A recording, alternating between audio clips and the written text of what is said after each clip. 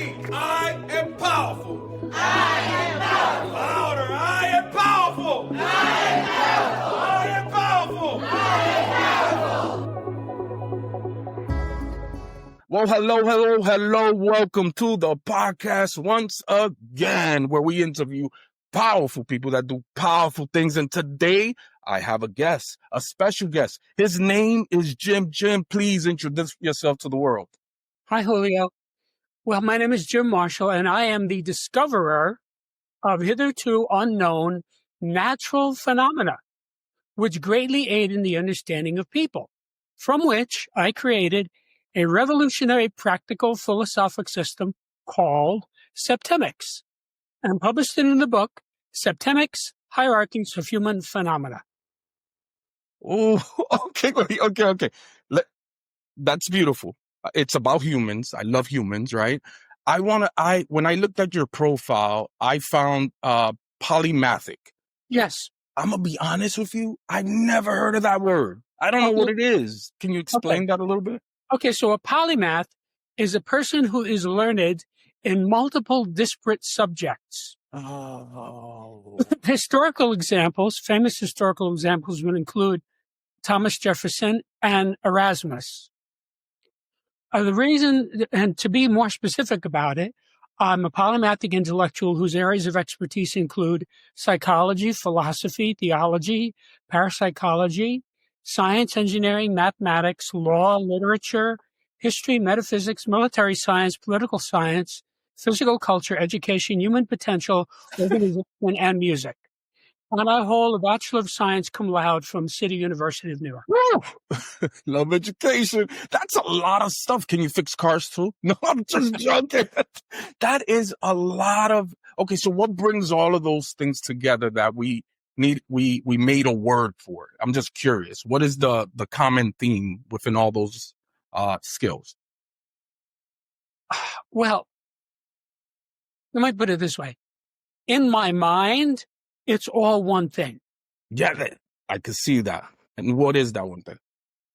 And that's what polymathy is about. It's about learning a lot about many things and having it all coalesce in your mind into one large datum.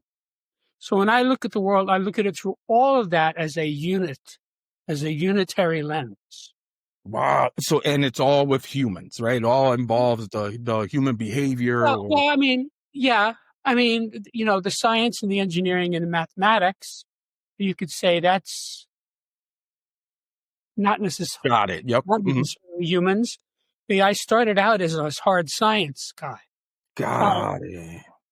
But, and you know, I mean, theology, it means the study of God. So that's, but yeah, and it's kind of about humans anyway. So, you know, it's mostly about humans. I mean, your theme, which is empowering humans, I had a whole career of empowering humans. Yeah, it's beautiful. That's beautiful. It's beautiful, and it's beautiful to do.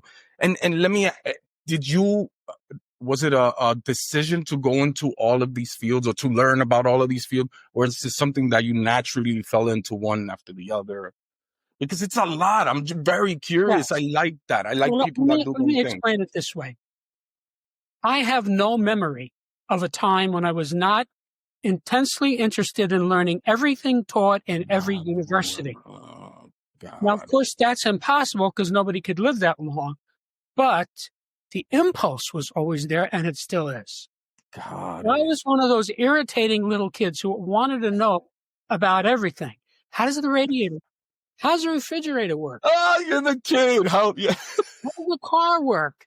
Well, how does a TV work? Why? And so, you know, I sort of learned kind of early that people sort of said, "Get out of here, kid, don't bother." But so that's, you know, I was into books, you know. I loved school.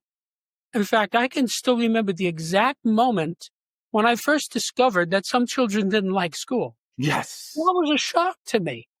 You thought everyone loved it as much. No idea. I started school when I was 3, and I was enthused every day. In fact, when I was sick, I would keep it a secret so they wouldn't keep me home from school. What? I was doing the opposite. I was getting sick. Yeah. That's So, amazing. in fact, when I was not in school, I would study other things. So, Like the library near me, in order to get a card, you had to be 10 years old. And so for years, I wanted a library card. On my 10th birthday, my sister took me, she was older, and I still remember the 2 books that I took out. And that became like a passion. You know, you were allowed to keep the books for 3 weeks. yep, So every 3 weeks, I went back and I got another bunch of books. And so that's what I was doing, you know. that So was your thing. yeah, I mean, I did a lot of other things too. I was an athlete. I was a musician. Did a lot of things, but the reading was a big part of it. And so my natural curiosity just forced me into these things. You know, like I genuinely wanted to know about all of the things that I mentioned and many more also. Oh, man. So that was just there. And, you know, I was sitting in my friend's living room about 5 years ago, and we're having a talk, and he stopped and he said, "You know a lot of stuff." That's awesome. And I thought to myself, yeah, I guess I Yeah, I've been working on it. that was the point where I started calling myself a polymathic intellectual. Prior God, to that, I thought of myself as a polymathic scholar. But at my age, you know, scholar is more in the past. got But it. initially, I'm an intellectual. And my approach to everything is intellectual. So if you say, are you a Republican or a Democrat? I say neither. I'm an intellectual. Neither. Yeah, bingo. You know, I listen to both sides. I read all the Yes. books. I read all the articles. I know what everybody says, what everybody thinks, what's going on. And I do not think of things in terms of good or bad or yes or no. I think of it just in terms of inhaling everything, processing it all, and looking at the world through knowledge. Ooh, I like that. You know, belief is only necessary when knowledge is absent. Oh, that was hot. That was that was good. That Yeah. was good. I So love it, delivery I and all. don't really have beliefs. Now, and the reason for it is I just know so many things. Like, for example, the acceleration of gravity near the surface of the Earth is 9.8 meters per second per second. That's not a belief or You you know, know it. it's a fact. Yeah. That's right. I know it. So that's how I proceed with everything. I want to know. So, you know, people give me books. I read them. You know, I don't just put them on a shelf. So I have to tell you, while other people were playing video games, watching TV, playing cards, shooting pool, getting drunk, I was reading and meditating. That was your man. It's Meditating for over 40 years. And that sort of takes all of this learning and coalesces it into my mind on a spiritual level. So that it's all integrated. So I that like is, you I see, like the way the spiritual. So the knowledge gives you spirituality in a lot of ways. yes. And but one thing I do want to say, it is very refreshing to talk to you today. You have no idea how refreshing it is to talk to you. And I'm going to tell you why. Because one of the things I like staying away from in everything is politics. And I don't just say that. I really, in this, you can't see any podcast where I'm giving an opinion on any politics, but I Right. let anybody say whatever they want. It does, Right. it doesn't, and it's because of that. I see it just that way. There's Right. something here that works. There's something there that doesn't, but there's something there that works. Yeah. If you look at it that way, it shouldn't be so. So I love that you came on here and said it. I don't know. It's refreshing to see someone think of the politics that way. I love Right. it. Yeah. So, you know, I'm not a terribly emotional person. I mean, if I'm with my family, Of course. I'm emotional, but, you know, it's like if I like dogs and cats and horses, so I'm kind of emotional with them. But other than that, you know, I'm very intellectual and I always just want to know the facts. And See what's there. And that is what Septimics is about. It's about seeing what's there. Tell us. Talk to us about Okay. what you're doing here. Okay. So Septimics is a philosophical science based on the fact that many phenomena related to humans occur in a sequence of 7 levels. Okay. Literally, the word Septimics means of or pertaining to 7. Septimics comprises a collection of scales or sequences, each of which breaks down various human phenomena into a hierarchy of 7 steps. There are 35 such scales, each of which is unique. And together, they span the spectrum of human experience, by which I mean any problem, dilemma, situation, difficulty that any person has that has anything to do with people can successfully be analyzed by one or more of these scales, usually more than one. How long did it take you to complete this work? Well, it depends on how you want to measure it. The actual writing of the book was 25 years. But there was many decades of research before that. Of course. Let me tell you how I got into this, going back to where Yes, this began. please. Because Yes, that really explains what this is and why you should pay attention to it. Okay. The story really begins at age 16 when I was accepted into engineering school. Now, of course, I thought at the time that I was going to be engineering physical things like all the other engineers. Airfoils, motors, chemicals, electrons, and so forth. But by the time I had my bachelor's degree, it was clear to me that I wanted to engineer the human psyche. Oh. Because that is the area of greatest unknown and greatest mystery. And more importantly, it is the area in which we, in industrialized society, are failing miserably. Yeah, at the moment, for sure. 95% of the problems in industrialized society are because people don't understand people. Don't understand the wife, don't understand the husband, don't understand the son, don't understand the boss, don't understand somebody who's running for Congress. This is a big thing. Yeah. And that's what that is why more than 90% of the people in the United States who get married get divorced.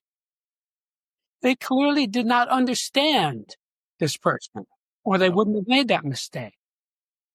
So, to make a long story short, I had a long career as a human development engineer. Wait, I love that word. Say it again. Human development engineer. Yes. Using engineering techniques, tactics, strategies, practices, ideas, devices to help clients, individual clients, to attain success, greater responsibility, greater enlightenment, more ethical, more in control of their lives. Oof.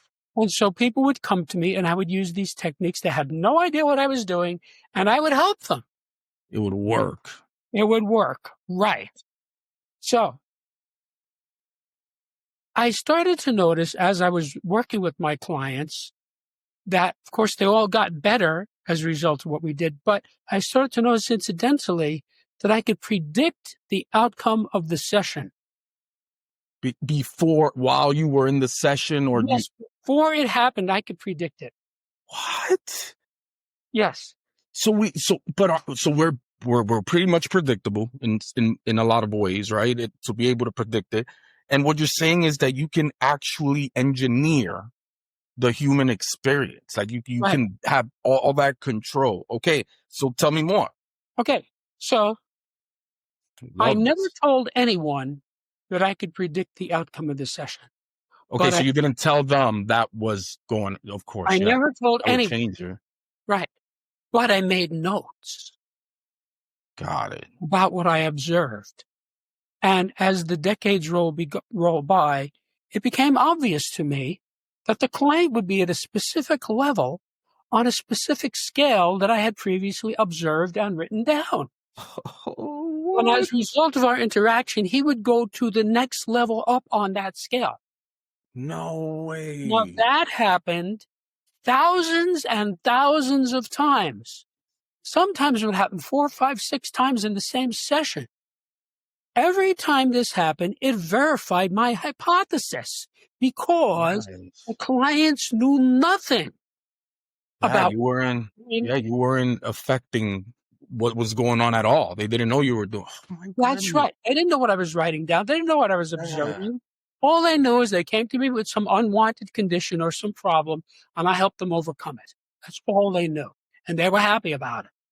So by 1995, after doing this for many decades, I had simply observed and recorded about 32 scales that just presented themselves in front of me. Now, you have to realize, after I would see it in the session, I would go out into the real world and I would see exactly the same thing.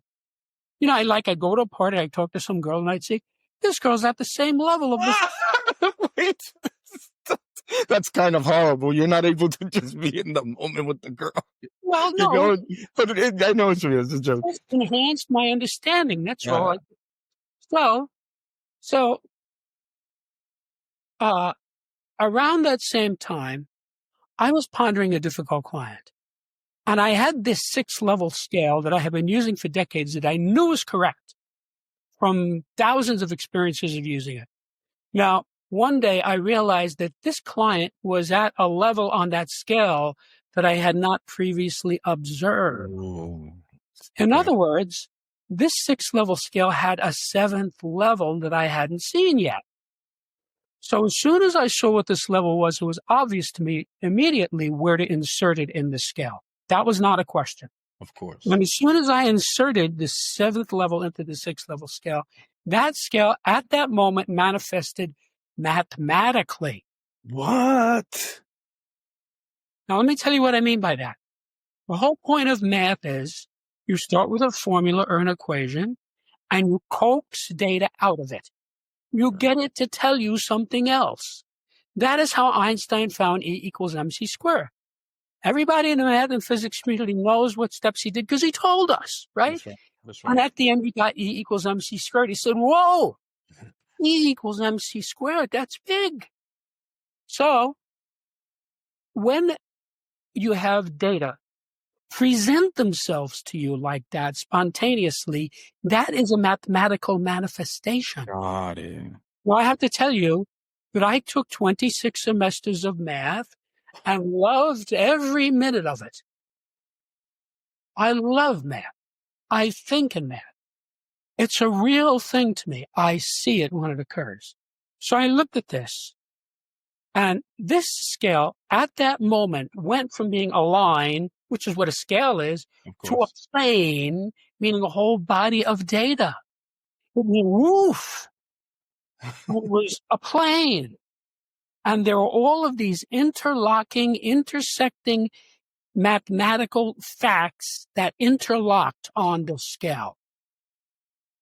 And I looked at this as a mathematician. I said, I found something here. Whatever this is, it has to be natural law because anything that has mathematics embedded in it is natural law. Like, for example, the Fibonacci sequence is a perfect example of that.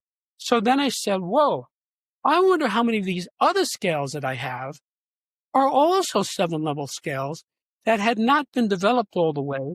Because you have to realize I wasn't developing anything. I was just helping my clients with making notes, which is what an engineer would do, you know? You make notes. Mm-hmm. Yep. You know, I'm getting more mileage out of this fuel than that fuel. I'm going to make a note of that, you know? Correct. What do we do? Okay, so I then, knowing what I was looking for, inspected all of these other scales. And in a short period of time, each of them went to 7 levels. And when it did, it manifested mathematically. So now I had 32 7-level scales, all of which had mathematics embedded in them. And I thought, this looks like a new subject to me. Because having gone to school for 28 years, I never saw anything. Yeah, you know all this. Yeah, you've been there. Right. So then I thought, wait a minute. This could really help people. I could go from helping people by the hundreds, which is what I had been doing as human development engineer, to helping people by the millions if I put this in a book and get it out so people can use it. So I'm going to have to write a book. And the first draft was finished in December of 95. And I sent it out immediately in a transcript form to colleagues of mine, all of whom had graduate degrees in a variety of subjects. And they all responded very positively. They had different responses, but distinctly positive responses. They loved it. And that told me this is exactly what I think it is, a new subject that people get and that could really help people to understand the world and their lives. I then spent the next 25 years working on the book. Got it. Because you have to realize first I had to discover the phenomena, and I pretty much told you already how I did that. Yep.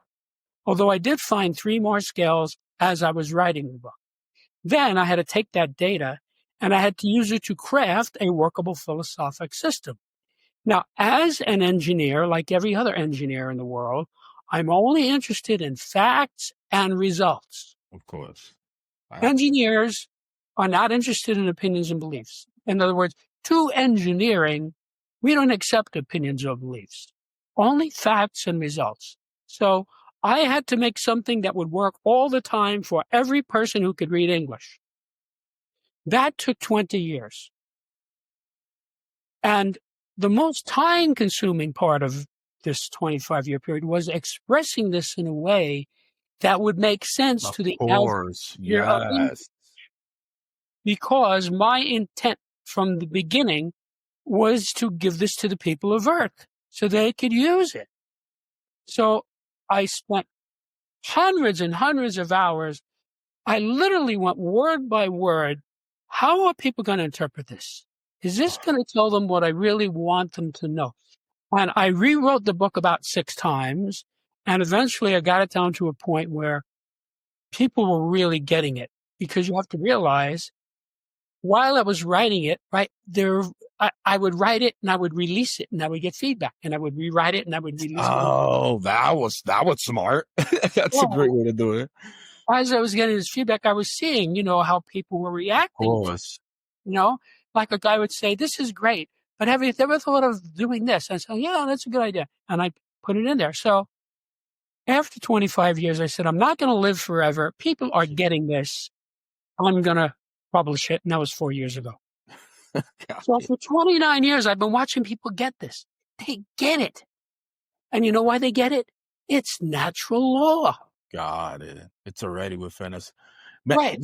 This is your life's work, basically. I mean, this is your culmination of... You could say that, yeah. All of these things. It's certainly a product of my career as a human development engineer, because that enabled me to discover these phenomena. And because I was a polymathic scholar, I was able to see this for what it was, because I see things in depth. Most people in our society are trained in one thing. And that's great. I listened to like Brian Greene, Dr. Brian Greene. He's a very good physicist. I listened to his lectures, but that's his thing. He doesn't know about these other 50 things. Got it. So, like I have a friend who has a degree in math. He knows more math than I do, but everything else I know more than he does. I have another friend has a master's degree in engineering from MIT. Engineering, he knows more than I do, but I know more about everything else. That's what polymathy is. Coalesces in your mind into one big thing. So I published it, and I've been promoting it ever since. And that's what this is about. Let me explain to you how this works and why it works in a simple way. Let's say you invited me to your garden, right? I'm into gardening. I've been gardening since I was... So you say, "Jim, come over and look at my garden." Okay, so I go to Julio's house and I say, "Oh, he's got hydrangeas, irises, forget-me-nots, chrysanthemums, tulips, roses." You really do like gardening. You got it. So the reason I can analyze it like that is I know a lot about flowers. Yeah. And if you wanted I could advise you. I could say, these need a lot of shade. These need more sun. These need a lot of water. These need less water, et cetera, et cetera, et cetera. So if you bring some 5-year-old girl into your garden, she's going to see and smell exactly what I saw and smelled. Right? Got it. But I understand. all she can say is, these are pretty and they smell nice. That's all she knows. Right? That's fine. That's how a little kid is, right? Now, most adults are like that little kid about people. I'm gonna tell you something. I am that is a weakness of mine, people. I admit it. I admit it. I there's a lot of things I cannot, it's hard for me to communicate with people, you know. Right. So this is, let me ask you this. This book solves that problem. The problem you just articulated, it solves it across 35 axes, which means you have 35 slices. Let me tell you what the names of these 35 scales are, because that will tell your listeners exactly what subject matter is addressed in the book. May I do that? Yes, please. I'm listening. Of the 35 scales, 24 of them I call individual scales, meaning they apply to an individual, and the other 11 are group scales, meaning they apply to groups. So these are the individual scales. The scale of basic purposes, the scale of personal influence, the scale of choice, the scale of permeation, the scale of thought, the scale of identity, the scale of evaluation, the scale of motivation, the scale of control, the scale of stopping, the scale of scholarship, the scale of literacy, the scale of human ability, the scale of memory, the scale of spiritual identity, the scale of mental deletion, the scale of aberration, the scale of physical fitness, the scale of justification, the scale of belief, the scale of equanimity, the scale of attack, the scale of conflict, and the scale of reaction. And these are the group scales: the scale of relationships, the scale of life spheres, the scale of government, the scale of civilization, the scale of survival, the scale of management, the scale of exchange, the scale of communication, the scale of allegiance, the scale of sexuality, and the scale of politics. It really breaks it all down. Like that's basically all parts of our human experience right now. Right. Okay? Right. So let me now show you how, in a simple way, how you could use this. I mentioned the scale of motivation, right? Yes. I've gotten it down to the 7 basic human motivations. There are only 7. I'm not going to get into that right now, but Okay. I just want you to know, people think there are thousands. No, those are subsets of these. Got it. There are only 7 basic ones. Now, because you're selecting from a menu of only 7, it's not hard to do. Easy. I'm not telling you to select from a menu of 1,000. See? So you could take this scale, right? And you could ask yourself, what's my mother's motivation toward me? What's my father's motivation toward me? What's my brother's motivation toward me? What's my girlfriend's motivation, et cetera, until you have done this with everyone you know or have ever known. So you get a real picture of yourself. You get an understanding of their motivation toward you. Towards you, yes. Here's the big thing that I didn't even get to yet. Every time you correctly spot it, you'll have a realization. You say, that's why Joe did that. Got it. Motivation. See? Before you knew that, you didn't understand it. Why did he do that? See? You've been wondering about this for 15 years. Now I see why he did. He has this motivation. And then you could take that same scale and reverse the vector and ask, what is my motivation toward Joe? What is my motivation toward Fred? What is my motivation toward Mary? What is my motivation toward Anna? And you could use it another 3 or 4 or 500 ways on that opposite vector. Got it. Getting your motivations. You see? Oh, now I see why I didn't get along with Mary. I had this motivation. See? So once you do that, you have to realize you will have had 500, 600, 700 realizations. That's huge. Time you spot it, you say, now I see. That's my grandmother's motivation. That's why she treats me that way. See? So now your mind is much clearer. Of And course. when you deal with these people, you can deal with them more successfully because you know what their motivations are. Now, this is just one scale. There are 35 scales. So you could take somebody like, say, your girlfriend or your wife, right? Then you could, if you want, analyze her against all 35 scales. Because every person is at some level on every scale. Okay. So you Yeah. could say, okay, so what's her level on the scale of basic purposes? Ah, now I see why she does this. She's at, then you go to the next scale, scale of personal influence. Oh, that's her level of personal. That's why she does that. See? Now, by the time you finish this, and you will have had at least 35 realizations about your girlfriend. And so you will understand her better than she understands herself. Because you will have this 35 different slices of what she's about. And think of it this way. Because every person is somewhere on every scale, it's like a blood pressure. You have a blood pressure. I don't Yeah. know what it is. You probably don't even know what it is right now because it goes up and down. But if you go to a doctor, no matter why you go there, you have an earache, you cut your arm, whatever, they always take your blood pressure, right? You know Always. why? They know you haven't. They don't know what it is. Oh, got it. So they take it and they write it down.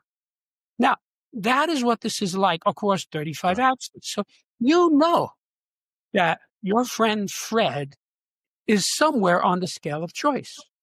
So the way he deals with choice in his is at a specific level. So when you find him, now I see why he behaves that way. And now you understand him better. So Got let it. me tell you, if I may, But can I ask? Let me ask one question. Let me ask. Okay, so you get this picture of everyone around you and yourself and how people see you. It definitely changes you, right? It's supposed for the positive. yes. So if someone has this, is this an ongoing thing? You got to continue to do it because once you change, the people around you change, right? Is it an ongoing method? Well, I would say it's certainly ongoing. I don't think there's any God connected with it. But, it's like you brush your teeth. So you brush your teeth on Monday. Well, it doesn't matter. You still have to brush them again on Tuesday. You got to do it again. And again on Wednesday, right? So what happens is things come up, right? So let's say, give you an example. Most people have kids, and most kids have trouble in school.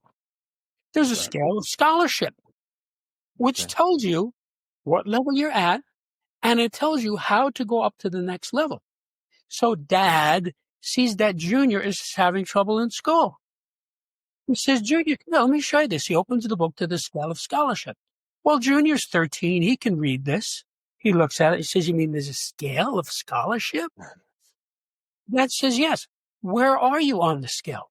Oh, so Every need Junior is going to want to know because he's having trouble with this. got it. So, here's what's going to happen. In a matter of seconds, 15, 20, 25 seconds, something like that, Junior will find a bracket. He will say something like, well, I can see right away. I'm definitely not at levels 1, 2, or 3 because that's the top of the scale and I'm not good at this. Dad says, okay, so it's got to be 4, 5, 6, and 7. Go ahead and read it and then you can get it exactly. So he reads it. The dad can help him as a tutor. He comes back. He says, well, now that I read it, I can see I'm at level 5.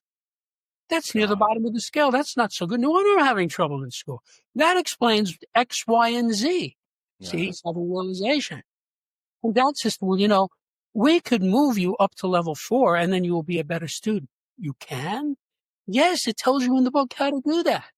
So now Dad works with Junior, right? And uses the instructions in the book. And when the next report card comes out, instead of getting C's and D's, he's getting B's and C's. Now, all of this was done without spending the money, without hiring the tutor, without invalidating the kid, without sending him to remedial classes, et cetera, et cetera, et cetera. It's just between the kid and the dad, right? So their bond is better now because the dad's helping him. See, helps their relationship. The kid does better in school. So he's now at level 4. Now, if they want, or if the kid by himself wants, he could then move himself up to level 3 and be an even better student and be getting A's and B's.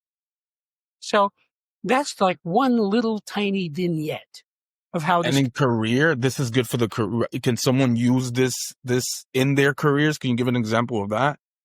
Okay.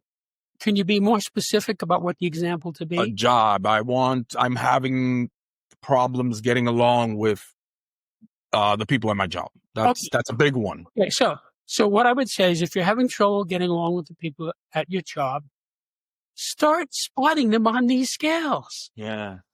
Well, the guy has trouble with this other guy in the office named Alex, right? Where is Alex on the scale of basic purposes? When you spot it, you'll say, oh, now I see what this guy is about. Got it. When you go to personal influence, where's this guy in the scale of personal influence? Oh, I see. That's his way of influencing. Then you go to the scale of trust. Where is he on the scale of trust? Oh, he's at level 5. No wonder he acts that way. Now, by the time you finish this, you're going to understand this guy better than he understands himself. And you're going to have no trouble dealing with him. Anymore, yeah. You know, this guy is not a tulip. He's a chrysanthemum. Dude, let me ask you something. Yeah. You're really smart. And you're passionate about being smart, which is really the greatest part about it. How, so you're good at learning. How can someone start learning the way? What do you think we got to do to start learning this way? Because I think that's missing, right now, or get the book, okay, and study the scale of scholarship. Find where you are on It's like, I got one for that. I love it. And when you find your level, I guarantee you, if you try, you will be able to get to the next level up. You know why? It's the next level up. Yeah, it's there. Okay. Success. So anyone can, it is true, anyone can be successful at what they want, right? That you can design that. Well, let me say this. Since anyone is a big word. But let me tell you who this book is for. If you can read English reasonably well, which means the general public, and you want to improve yourself or others, this book is for you. God. Now, you might say everyone wants to improve himself or others, and you're wrong about that. Because there's all kinds of talented people who are not interested in it. Psychopaths, sociopaths, narcissists, professional criminals. That was extreme. War criminals, corrupt politicians, insane people, morons, all kinds of people who are not up to this. Okay? Got it. So I talked to some professional drug dealer, okay, who's also an alcoholic and beats his girlfriend, right? And I try to, he's not going to want to read this book. He's going to say, is there anything in that book that tells me how I can get more money out of people? Yeah. No. He's going to say, well, then I don't want to read it. See? Because that's what he's about. That's why he's a professional criminal. Well, I've actually calculated that about half of the human race wants to improve oneself or others or both. Got it. So you might say, well, let's take somebody he's got 180 IQ, he's got $50 million in the bank, and he's got a physique like Arnold Schwarzenegger. Does he need this book? Yes. And I'll tell you what, who's cheating on him. Yeah. He's got a daughter who's getting into drugs. He's got a son who gets into fist fights. He's got a mother who irritates him all the time. He can use this for all those people, right? Or let's say he's got a guy who runs some department in his company. These guys, this guy's not acting right. What? Get the book out. Let's see. This guy doesn't seem to make choices properly. Where is he on the scale of choice? Oh, he's near the bottom. Dude, so this is good for leadership as well. If that's as you're saying these things in a leadership position, If Yes. you have the ability to do what the book does, if you have the ability to do that, Yes. I So let me, like it. so let me tell you, believe me, I've been watching people use this for 29 That years. works. This is not hard to do. You know why? It's natural law. Yeah, got it. So look, if you show me, you say, I have this little plot of land here, and I want to make a pathway diagonally across it. Well, I say, well, how long is it going to be? I want to go out there with a tape and measure it. And say, wait a minute. You told me it's 4 yards on this side and 3 yards on this side. Yeah. Well, then the diagonal is going to be 5 yards. That's the Pythagorean theorem. I already know that. Right. A squared plus B squared equals C squared. I don't have to measure it. That's the beauty of math. That's what mathematicians do. So, we have some curve, and we want to know what is the area under this curve between 2 and 7. You take the derivative. That's what calculus is for. You don't have to measure anything. You calculate it. Got it. See? And it's exactly It's the right same. Got it. every time. So that is what Septimics is, because believe me, I've been working with this material my entire adult life, one way or another. These scales are correct. I spent decades making sure they were correct. And so they are correct the same way that the periodic table is correct. Got it. So let me tell you something. Some people say to me, what book is your book like? And having gone to school for 28 years, I have to say, I don't think there's ever been a book like this before. Or at least on Earth. Maybe there's on another. Maybe somewhere else. Or we don't know about that. Yeah, we don't. But each of these 35 scales is expressed in what you could call a table or a spreadsheet. It's right there on the page. And that table is very similar to the periodic table of elements. Now, if you look at the periodic table, it takes all of the elements, right? When Mendeleev invented this, there are, I believe, 79 elements, and he aligned them all correctly, horizontally and vertically, exactly in the right places, right? And because it's correct, we've been using it ever since. And every time we find new elements, we just fit it in. Yeah. Now, these tables that are in my book each of them is a periodic table for the corresponding subject. So I read to you the names of these 35 scales. So there is a periodic table for basic purposes. There is a periodic table for relationships. There is a periodic table for civilization. What? That's amazing. I'm looking at the book. I'm looking at the book as you speak. It's huge. If it works the way you say, which I don't know, it sounds like everything you're saying makes sense, right? If it works the way you're saying, I mean, this could change a lot of things for a lot of people quickly. Yes. Which is, it already has. And why has that been such a passion of yours to help other people change? I have been helping people my whole life since I was a boy. I was an altar boy. Okay. That was my idea as a 10 or 11-year-old boy, how to contribute. I was part of the show. Okay.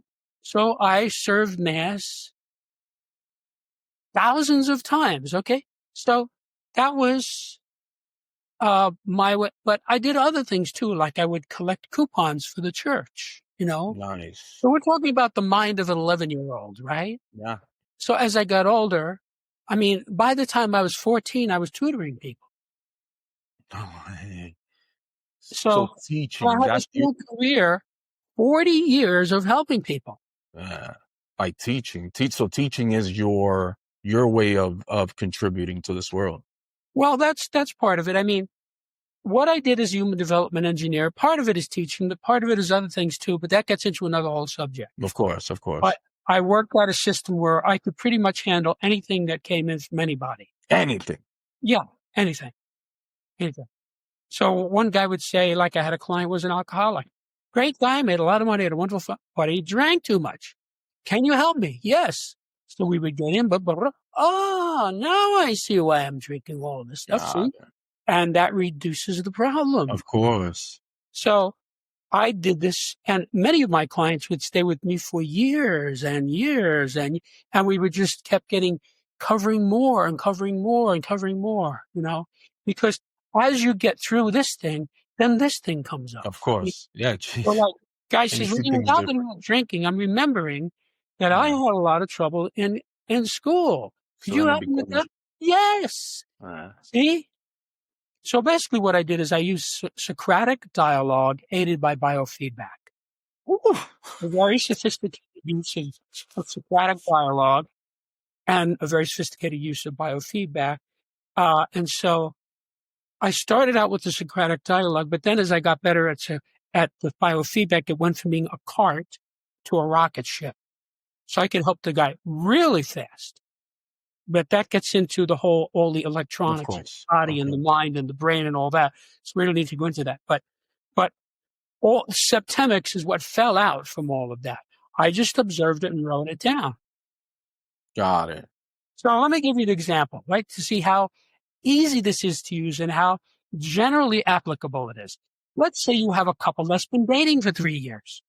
We're talking about getting married, right? That's a big step. Wouldn't it be reasonable to ask, why does this person want to marry me? I mean, It's more than reasonable. it's a sensible question. Not saying to ask the partner, don't do that. Just get out the book and open it to the scale of motivation. Because look, this guy's been going out with this woman for 3 years. He knows all about her, right? Now he looks at this, goes, there are these 7 basic motivations, see? And he studies it.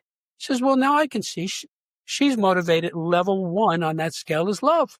That's the highest motivation of all. Great, let's get married. Let's set the date, see? It clarifies it in his mind. Ooh. Maybe that does not happen. Maybe he says, now that I looked at this, I think she wants to marry because I drive a Maserati, I fly my own Learjet, I own a 60-foot yacht, I have a $15 million condo, and I have $10 million in the bank. That's a different motivation. That's level 4, money. I'm not saying it's good or bad. It might not fit for him. That's right.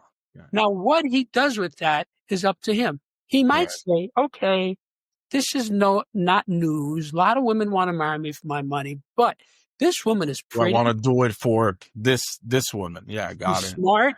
She's got a great sense of humor. We have a good time together, so I'm going to marry her anyway. See, that could happen, and they might live happily ever after. But maybe that doesn't happen. Maybe he says, I don't want to marry somebody who wants to marry me for my money. I want to marry somebody who loves me for myself. Okay? And they break up. Now, you might think in that latter category that he would be upset about that and you would be wrong. You would be relieved. Yeah. This is the better. Thank you for showing me this. Bullet.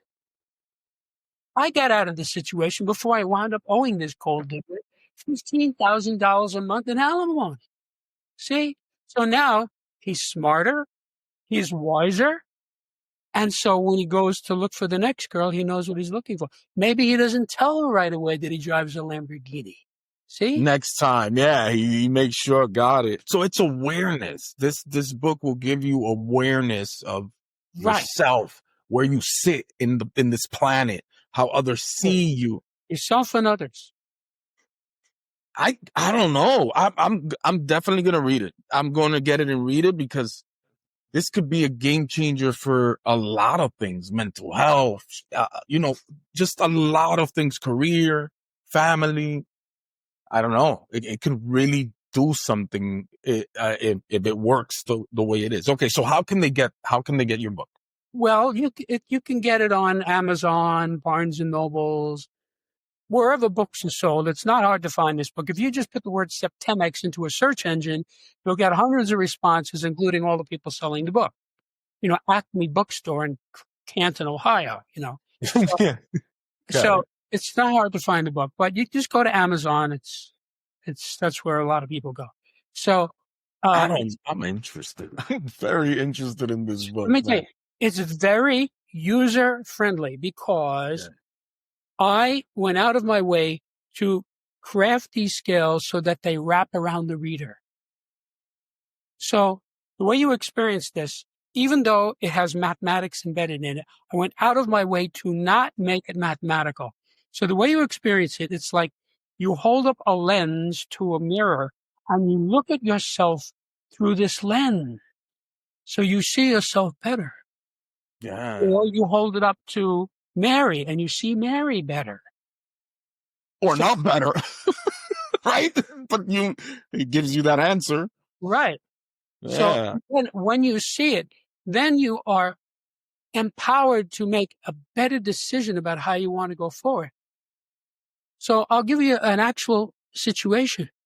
I'm a single guy, right? So 6 months ago, I met this beautiful blonde, gorgeous, congenial, glamorous woman, right? And we were very interested in one another. And we're going through the usual preliminaries. We had half a dozen discussions. What neighborhood do you live in? What hours do you work? What do you like to do on the weekend? All that stuff. So we're having this discussion, right? And I noticed, she's low on this scale. So we had another discussion. And I noticed, she's low on this scale. And we had another discussion. I said, she's low on this scale. And I said to myself, wait a minute. Do I really want to get into this? Yeah. This is a downscale person. Yeah, she looks great. But this is going to be a train wreck. It's going to be pain. Yeah, I got it. Well, I dismissed her. I said, sorry, no thanks, pass. She was shocked. Shocked. What? You know why?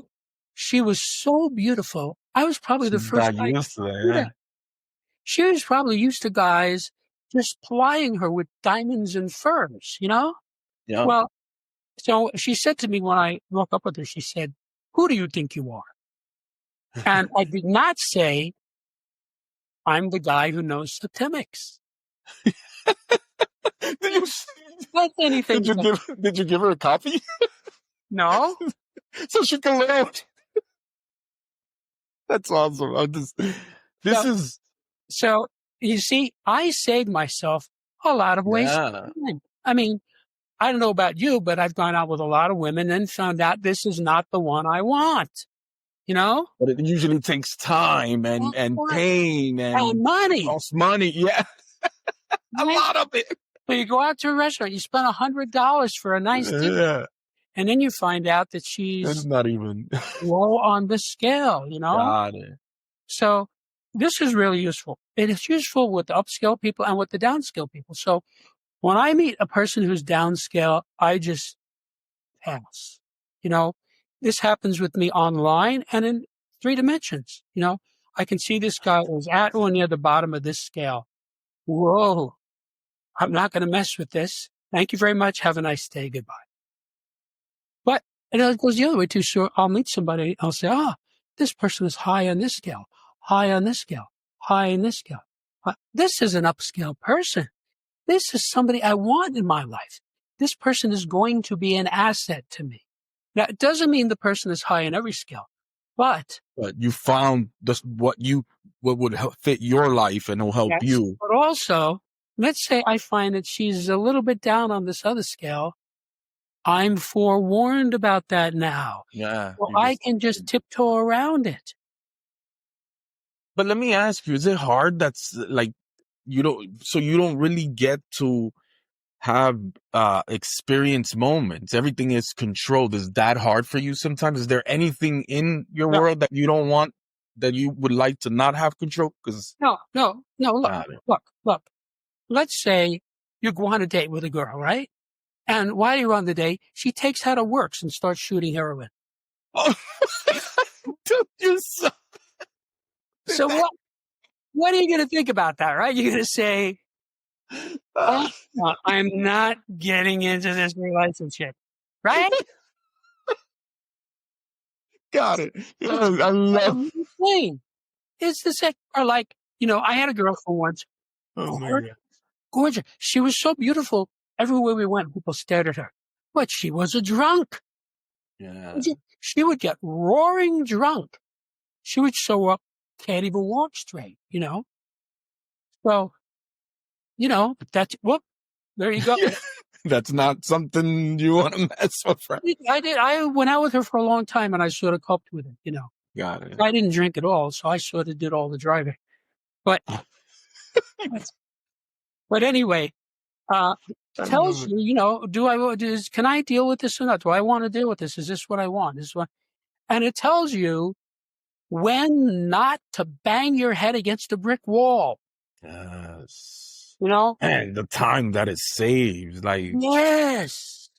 most of our time is in figuring these things out and Right? and failing and to trying and failing. This is I'm gonna get a copy for sure. I'm very interested. I think it would help me in when I'm with clients as well in any of my fields. Like, Well, I think I could help them, right? And you could help people with this knowledge as well. Well, I'm definitely going to get it. I think it's really cool that you are passionate about empowering humans. That is what you're doing. You are empowering people because you're helping them in their self-development and their relationships. I mean, there's nothing else like it. So yeah, definitely thank you for that. And yeah, please people go get the book. I'm looking at it and I don't know. It's amazing. I'm definitely going to get it now. Well, I want to thank you for joining me. We're probably going to do, if you would like, let's do another episode. I have I have a lot more subjects I would like to talk to you about because you are smart and you're passionate about being smart. So yes, let's plan for another one. I'll send you a link after we get off here. okay. Thank you for joining me, Jim. Thank you for sharing your work, your life's work with the world. So we can get some results. Yes. Results. Thank you.